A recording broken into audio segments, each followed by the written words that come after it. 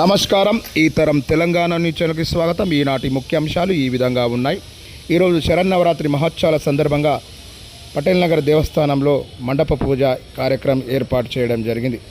ఈ కార్యక్రమంలో వారు మాట్లాడుతూ నవరాత్రి మహోత్సవాల సందర్భంగా పంచమి సందర్భంగా ఈరోజు అమ్మవారి మండప పూజ కార్యక్రమం చేపట్టడం జరిగింది.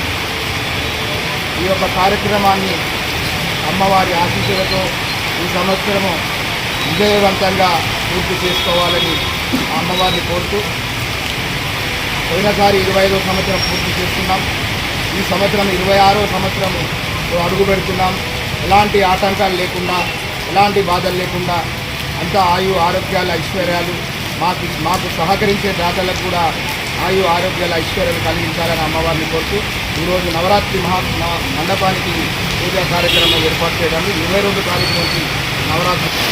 అందరూ నమస్కారం. జయమాతాజీ. గత 25 ఏళ్ళ నుంచి మా సతీష్ గారు ఇక్కడ పరనాథపురం మీద దేవి నవరాత్రులు చేయడం మాకు చాలా సంతోషం విధాం. అదేవిధంగా ఈసారి చాలా గ్రాండ్గా చేయాలని మేము మనస్ఫూర్తిగా కోరుకుంటున్నాము. మా అంబర్పేట డివిజన్ అనే పరనాథపురం ఒక ప్రత్యేకత